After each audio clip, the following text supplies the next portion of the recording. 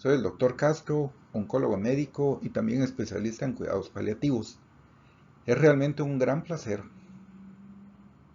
hablar con ustedes hoy sobre problemas psicológicos y emocionales de los pacientes sometidos a tratamiento para cáncer de pulmón y esófago, ya que muchas pacientes con este tipo de enfermedades nos refieren a los médicos que los aspectos emocionales de tener cáncer son a veces los mismos o incluso más difíciles de sobrellevar que los síntomas físicos de tener la enfermedad.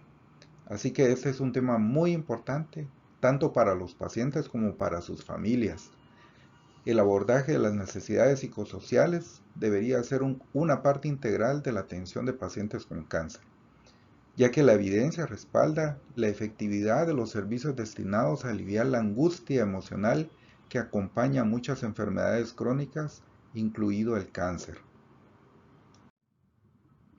Los objetivos de la presentación de hoy serán revisar la angustia y el cáncer, esta relación, centrándonos en la depresión y la ansiedad de manera particular, porque son dos de las principales afecciones psiquiátricas que vemos en pacientes con cáncer. También vamos a discutir algunas opciones de tratamiento y el impacto de estas dos condiciones sobre las familias y el paciente, y luego revisaremos algunos puntos prácticos del tratamiento. Así que primero empecemos como una pregunta para ponernos en contexto. Para los pacientes con cáncer de pulmón o esófago, la angustia es prevalente en alrededor del 5% de los pacientes. No es tan importante como otros síntomas. Es una condición que puede relacionarse con la depresión, ansiedad, ajuste de adaptación o es siempre atribuible a la historia psiquiátrica pasada.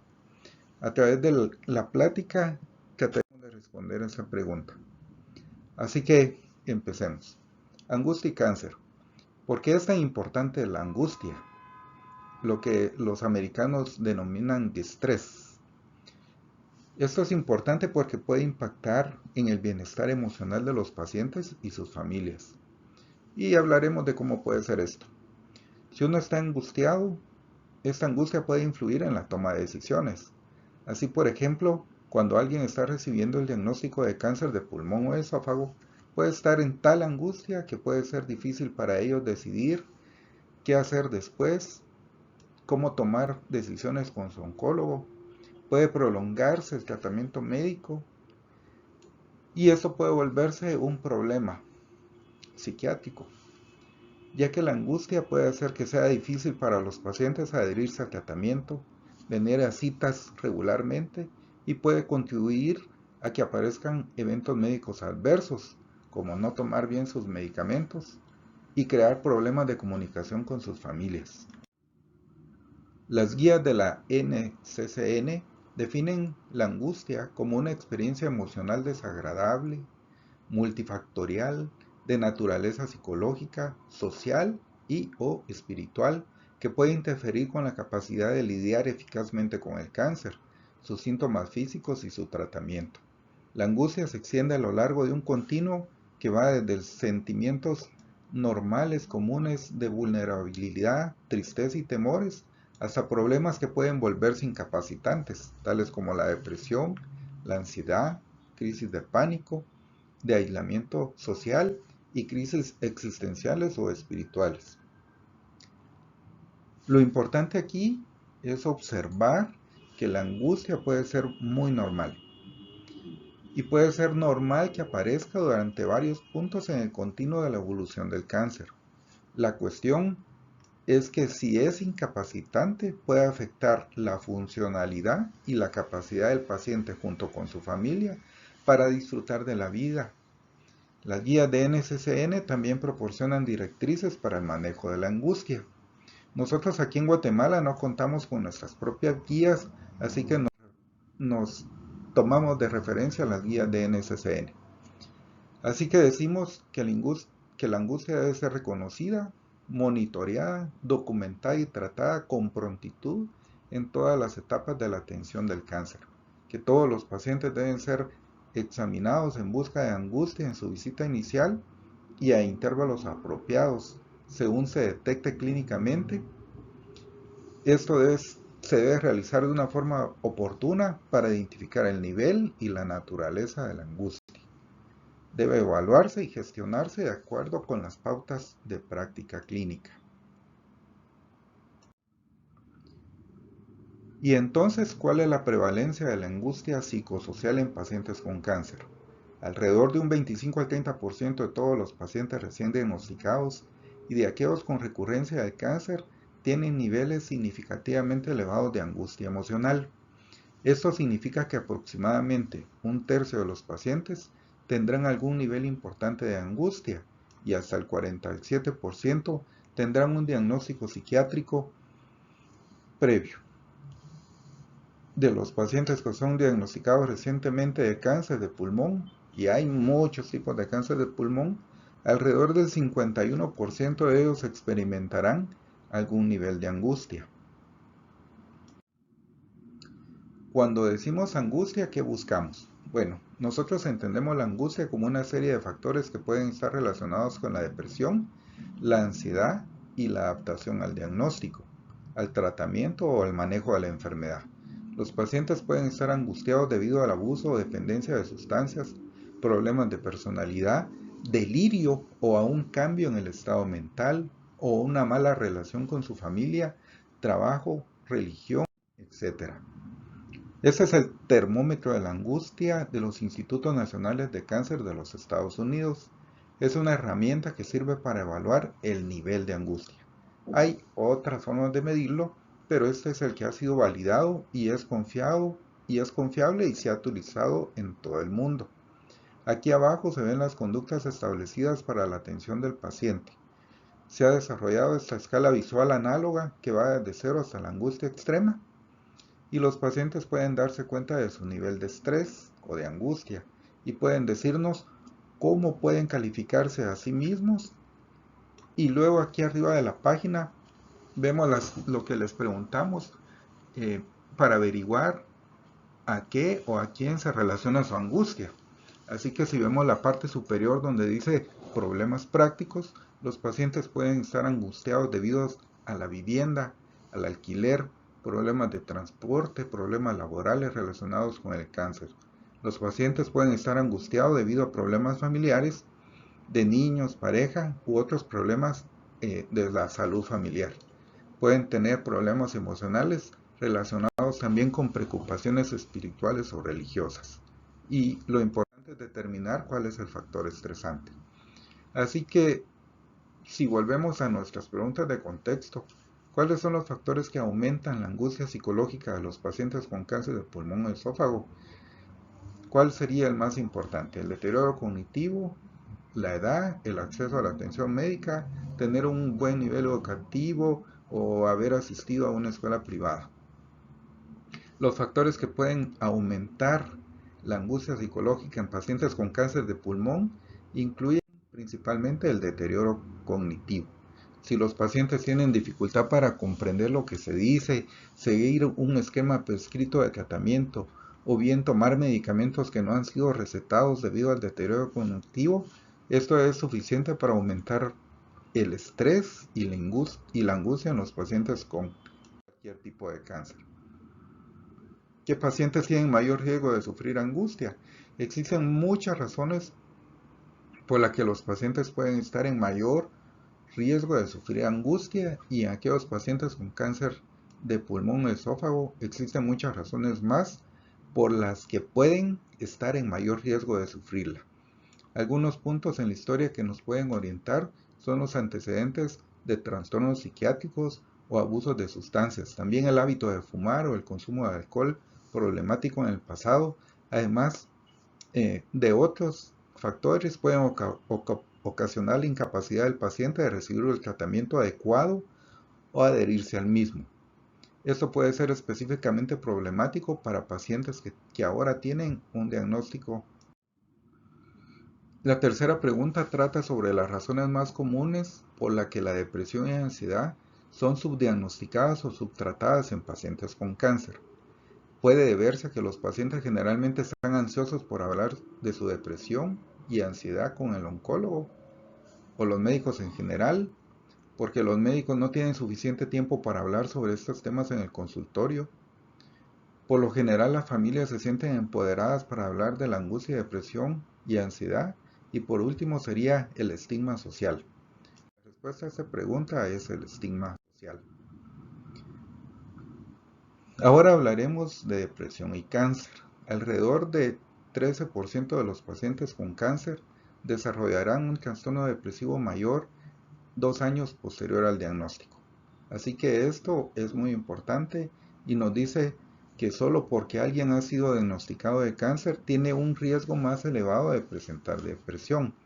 De hecho, la depresión es muy frecuente en cáncer de orofaringe o de cabeza y cuello y va en un amplio rango dependiendo del tipo de seguimiento, del tipo de paciente, de la etapa en que se hace la evaluación y va del 22 al 57% de todos los pacientes con cáncer de cabeza y cuello.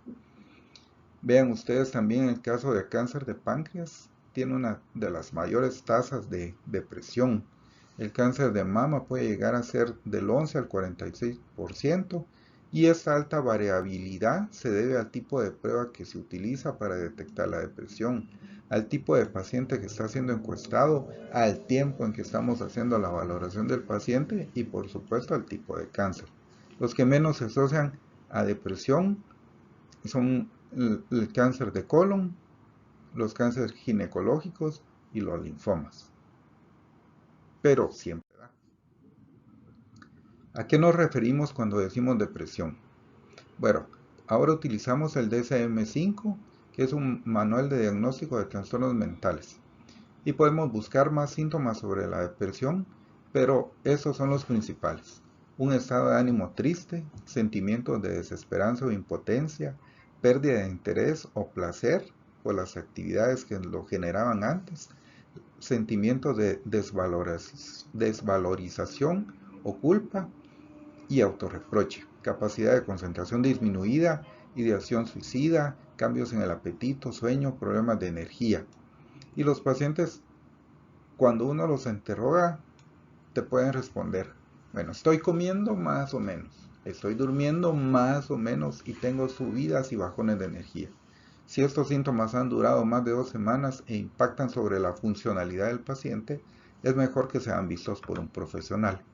Los factores de riesgo de depresión para pacientes con cáncer de pulmón o esófago son antecedentes de depresión o ansiedad antes del inicio del cáncer, la etapa y el pronóstico, la pérdida de la función relacionada con el cáncer, la desfiguración a menudo observada en cánceres de cabeza y cuello o cánceres de esófago, también los síntomas físicos relacionados con el cáncer como dolor, fatiga, disfunción cognitiva o alteraciones del sueño. Otros factores de riesgo para la depresión incluyen la falta de apoyo social, como tener pocos miembros de la familia que puedan auxiliarte y amigos que puedan apoyar al paciente en esta fase de la vida. No estar involucrado en una organización religiosa o espiritual y además tener problemas o historia de abuso de alcohol o drogas y otras afecciones médicas importantes como la diabetes o artritis, enfermedades isquémicas cardíacas, antecedentes familiares de depresión y ansiedad y otros factores estresantes de la vida como problemas financieros, una relación de pareja y otras pérdidas que el paciente podría haber sufrido. ¿Qué hay con la ansiedad? Los pacientes pueden tener mucha ansiedad relacionada con las decisiones sobre su tratamiento. Pueden preocuparse porque la enfermedad no está evolucionando bien y eso puede ser tan abrumador que es difícil para las personas pasar el día a día. Pensar en lo que tienen que hacer aquí y ahora, qué pasará si la quimioterapia no funciona, habrá otro tipo de esquema por usar, podrían estar preocupados por problemas familiares, laborales, por ejemplo, pensando si podrán regresar a su trabajo o qué sucederá si el cáncer impide su capacidad para funcionar en el trabajo. Los problemas financieros son una fuente de gran preocupación para los pacientes con cáncer, especialmente si tienen que ver con invalidez. Si el paciente es el principal sostén de la familia, la manera de transportarse a los tratamientos, otros gastos que hayan implícito el tratamiento de esta enfermedad. A veces les da vergüenza hablar de ello con sus médicos y a menudo los pacientes toman muchos medicamentos o los efectos adversos de las medicinas son tan importantes cuando buscamos y cuando tratamos a los pacientes por ansiedad que hay que estar atentos. Pueden haber diferentes tipos de ansiedad, como la ansiedad generalizada, donde se sienten ansiosos durante todo el día y esa sensación nunca desaparece y no se puede determinar un factor que explique esa ansiedad. Pueden tener estrés postraumático, donde se siente como si estuvieran viviendo al borde y en estado continuo de alerta. Tienen problemas para dormir de forma reciente o crónica, problemas de insomnio, pueden tener trastornos obsesivo-compulsivos que pueden agravarse debido a la condición médica o a los medicamentos que se utilizan, como por ejemplo cuando se utilizan esteroides. Pero hay otros medicamentos que hacen que las personas también se puedan sentir ansiosas. La ubicación del tumor en sí, tal como un tumor suprarrenal, también puede llevar a la producción de ciertas hormonas que aumentan ese tipo de sensación. Los pacientes con cáncer de esófago se preocupan por comer, asfixiarse, por no poder cagar y la sensación de que algo se les atasca. O los pacientes con cáncer de pulmón, donde están preocupados por respirar, por la tos, por la producción de esputo hematoico, por ejemplo. Los pacientes tienen muchas preocupaciones que pueden ser normales por el tipo de cáncer y la etapa en que se diagnostica. Pero también estas preocupaciones e inquietudes pueden ser anormales y necesitar tratamiento. Por tanto, los pacientes se preocupan cuando se están recuperando de cómo será su tratamiento, su vida después de terminado el tratamiento. También se pueden preocupar de que el cáncer progrese y vuelva. Están preocupados por la incertidumbre del futuro. A muchos de nosotros nos gusta estar controlando y planeando nuestra vida. También lo que se pregunta el paciente es si serán capaces de adaptarse a esta interrupción en sus planes de vida. La fertilidad y la salud sexual son importantes. Así que cuando nosotros tenemos un paciente joven al que hay que hablarle sobre la fertilidad, de los bancos de óvulos y de esperma y tener conversaciones muy difíciles, la gente se preocupa también si podrán volver a tener hijos, por su salud financiera, por supuesto, por la estabilidad de sus puestos de trabajo y de hecho muchas personas se preocupan por ser despedidos. También hay preocupación por las relaciones con los hijos, con la pareja, con los vecinos y los amigos y el paciente regularmente no quiere interponerse en los planes de los demás, pero saben que en algún momento van a necesitar ayuda. Entonces la ansiedad puede manifestarse de varias formas y en todos los pacientes es diferente. Pero los síntomas de ansiedad generalizada incluyen tener problemas para dormir, para concentrarse y pueden mostrarse preocupados constantemente. Si pueden hacer su trabajo o si pueden conducir, así que hay muchas consecuencias no deseadas de la ansiedad. Otra forma de ansiedad en pacientes con cáncer de pulmón o esófago es que puedan tener ataques de pánico o claustrofobia y vemos eso con pacientes que necesitan hacerse resonancias. Cuando la familia, los amigos o los profesionales de salud expresan preocupaciones acerca del estado del paciente emocional, es importante buscar ayuda profesional. Realmente cualquier grado de angustia emocional justifica una evaluación. En términos de terapia psicosocial, ¿a qué nos referimos cuando decimos cambiar o modificar el estilo de vida? El ejercicio es un componente importante de estar sano. Por lo general, los pacientes a menudo hacen atletismo u otras cosas que disfrutan antes del diagnóstico de cáncer. Tratamos de hacer una encuesta con ellos de si es posible volver o si necesitan alguna actividad diferente. Algunos pacientes están muy preocupados por volver a la caminadora o a la bicicleta en cuanto sea posible. Esta es una área importante para la salud emocional y para el tratamiento de la depresión y la ansiedad. También encontramos intervenciones del cuerpo y la mente como la meditación, la relajación o el yoga, que pueden ser muy útiles para los pacientes y mejorar su calidad de vida.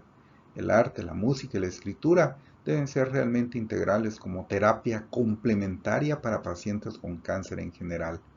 Hay una serie de psicoterapias que son muy útiles para los pacientes. La terapia cognitiva conductual es una de ellas. La terapia de apoyo, relajación e imágenes guiadas. Terapias grupales que incluyen a la familia más cercana y a los amigos. Y finalmente también se pueden usar medicamentos para tratar estos estados siempre que sean recomendados por un profesional de la salud. Así que la pregunta 4 dice, ¿cuál de los siguientes es un medicamento antidepresivo que se usa a menudo en pacientes con cáncer de pulmón o esófago? Puede incluir toracina, quetiapina, escitalopram y clonazepam. Y la respuesta es escitalopram, que era el único medicamento antidepresivo de esta lista. Los otros medicamentos eran antipsicóticos y uno era un medicamento ansiolítico llamado clonazepam. Los diversos tipos de medicamentos que podemos recetar en pacientes con problemas y afecciones psiquiátricas incluyen antidepresivos, antiansiolíticos, sedantes hipnóticos, que son medicamentos que ayudan a dormir, estabilizadores del estado de ánimo que podrían utilizarse para trastornos bipolares o depresiones recurrentes, antipsicóticos que pueden utilizarse para pacientes con afectaciones psiquiátricas graves como esquizofrenia, trastornos esquizoafectivos y algunas veces trastornos bipolares. El cese del tabaquismo y el mantenimiento de las drogas son importantes, pero todas estas drogas deben ser recomendadas por un profesional adecuado. También aquí hay una lista de ansiolíticos que pueden usarse para ayudar a pacientes con ansiedad muy marcada. Pero algunos de los antidepresivos también se pueden usar como ansiolíticos y en general son seguros de usar como sertralina. Algunas de las benzodiazepinas que utilizamos para disminuir la ansiedad tienen efectos tóxicos que pueden impactar de manera negativa en la concentración y la memoria, es decir, podrían afectar en el manejo de autos o máquinas y por lo tanto hay que advertírselo a los pacientes y tratar de usarlos por cortos periodos de tiempo. Finalmente hay que recordar que la depresión, la ansiedad y la angustia afectan un porcentaje sustancial de pacientes con cáncer. La depresión y la ansiedad son tratables con medicamentos y psicoterapia. El estrés puede modificarse con cambios en el estilo de vida y otras intervenciones. Y el tratar esta parte emocional del paciente puede ayudar a sentirlo, a que se sienta mejor y colaborar con el proceso de curación del paciente. Como siempre, les saluda el Dr. Hugo Castro y nos vemos en la próxima.